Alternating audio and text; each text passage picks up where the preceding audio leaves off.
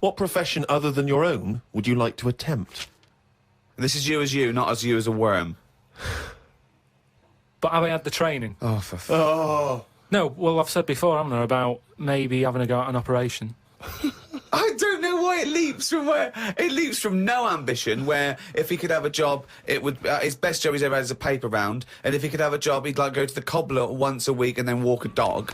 To I'd like to have a go at thoracic surgery. No, I'm just saying, I bet it's like we do this, and you know, some people like listening to it and what have you, and you go, fair enough, but I never feel like I'm doing anything of any worth. No, you're absolutely right there. But if you're going into like an hospital, which are places that are pretty miserable anyway, as an office space, not only have you got to go in that building and work in it, but you've then got the pressure of changing a lung or whatever I've said before. Right? Changing a lung, yeah. But I'd like to have a go at it so I can say... You've done it. I've done that. So, under what circumstances, in what world, do you think anyone's going to let you have a go at changing a lung and that? Jim will fix it? No, I'm just saying the Comic way... relief? But the way the world is, and the way that there's more and more people, more and more doctors are needed. I mean, it's already happening now that people are doing jobs that they're not really qualified for because they get sort of, what's the word? Sort of uppered too early. Uppered. Uppered! I love the fact it's basic language. It's like, it's unbelievable. Uppered. Do you know what I mean? Promoted. Yeah, promoted. Yeah. They get promoted. I prefer too early. uppered. Uppered's great. So Why was I not uppered? Unbelievable. So do you know what I mean? I think because more and more people are knocking about, we need more and more doctors. Yeah. You get a job in a doctor's, you're going to be promoted sooner now, I think. Yeah. Well, what I'd do is I'd probably upper you, and then what's the word? You go away them. I think it is you go away them. You leave the door. You leave the door. You fire them. That's it. That's the word I'm looking for. So I'd upper you and go away the doctor, if anything. But I've been to, you know how I don't like going to the doctors and stuff. Yeah. Right? Because you're always scared that they might investigate below the bridge. Yeah, but I checked on that before. I signed up to it, and then they said, right, before we can take you on as a patient, you've got to have a health check, right? Which I thought was odd, because it's almost like saying, if you're ill, we can't be having you coming here, right? But I said, right, OK, fair enough, what is this health check? And they said, oh, you know, we'll just check your body out and make sure you're fit and healthy. And I thought, that isn't enough information. You know, I know if it's the old finger trick. And I said, what do you mean, though, when you said health check, what do you do? And she said, oh, it's just... I think she knew what I was getting at. And she said, oh, it's just the blood pressure, your height, your weight. That's about it. So I went and had it and stuff. But you had to... Before you sort of said, right, I want this doctor, they give you loads of forms to fill out, right? And one of the things they did was, if you die, what do you want to give away? Right? Like a donor. Mm. And what have you, and I thought... I really thought about it for 40 minutes or so. I didn't just rush into it. I was sat there thinking, you know, if I'm dead, does it matter and stuff? But I was really concerned when it said about the eyes.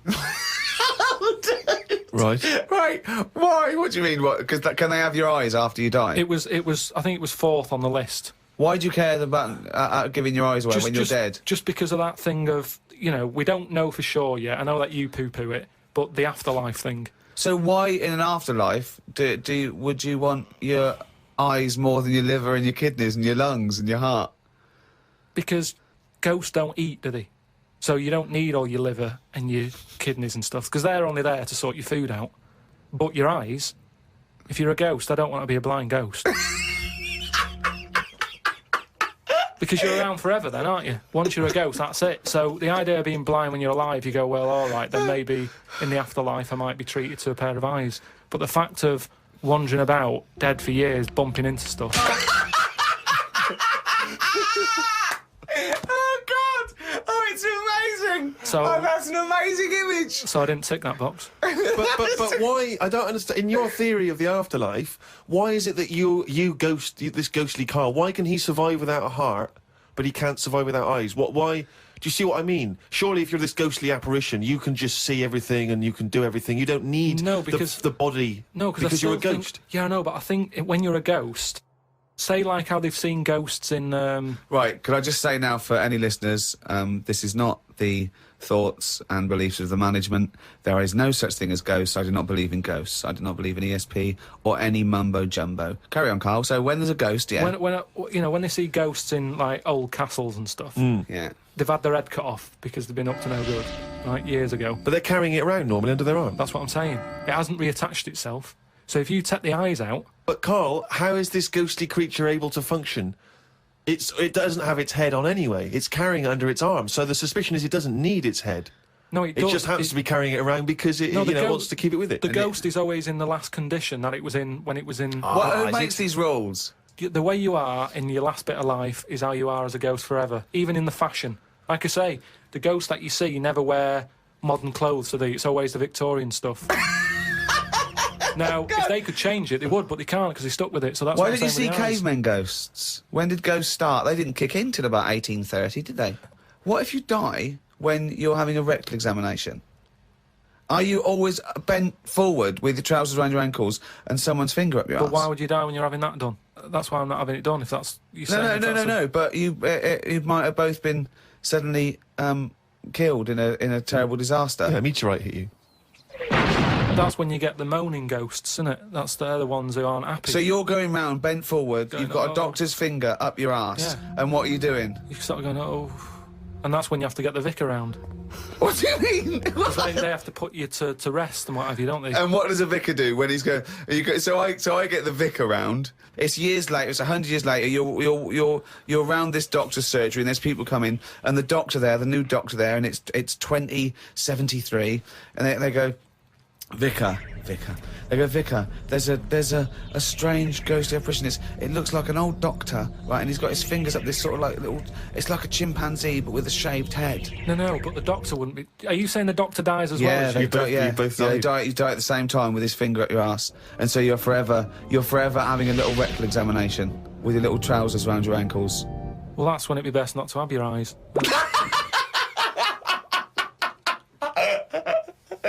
Questions for Carl, just to sort of try and tap into his brain, see what's going on there. Yeah. The questionnaire that is often featured at the end of the TV programme Inside the Actor's Studio. If heaven exists, what would you like to hear God say when you arrive at the pearly gates? Is that how it works? Oh, No. What do you mean? What's the question? Well, I don't know. Do you hear so many other things that you have to go through other gates? I can't imagine him being on the door, is what I'm saying. If he owns a place, what's he doing there? He could put anyone on it. It's St. Peter, isn't it, who's normally minding the gates, famously. Right, so it's him asking me. OK, well, let's say it's St. Peter. No. You go through the gate. Peter goes, "Oh, you're expected. He's got an appointment. We're going through to God. Go through a few doors. Go up top floor. Right, past the executive washroom into his big office. Okay, that overlooks the universe." So what? So you've gone in to see God, it's an audience with God, you've died, you've gone to heaven, and what would you like God to say to you at that point? Probably just say, you've done well and that in your life. You never did anybody any harm. So, welcome to heaven. Any problems, give us a shout. Here's a little layout of like a little map. It's kind of like. I love this. This is a great answer. And my favourite one is "You never did anyone any harm." That's great. That's a brilliant thing for God to say. Yeah. So hang on, he's giving you a little map. So he's got a little map of the Little area. map, It's and he'll big. sort of say, this is where you go for this is where you go for that. I'd probably ask him about the ghost situation. I'd say, am I now a ghost then? Or is this just like another planet that I've come onto? Right. I don't know if he'd answer that. I don't know if he'd be sort of a bit, Bit cagey. yeah, a little bit like, well, I don't want to panic you and stuff. I'd say, right, is it right that I can see past family and that? Because to be honest, I'd probably prefer to stay away. He doesn't even want to. No, but because the thing is, if That's you've done amazing. I've done all that in this life, so it's about moving on to another life and meeting different people, isn't it? Yeah. Otherwise, what's the point? It's just Yeah. like the same all over again, but everywhere's white. I mean, I don't know if it is like Do you this. think I'm God just- would like this podcast? Well, I suppose it just kills half an hour, doesn't it? Well, yeah, but time's not a problem for him, is it? Yeah, it is, because he lives for ages, so he needs loads of filler. I bet he's, doing stuff that is just like, I'm not really into this, but it's something to do, isn't it? Sudoku and stuff.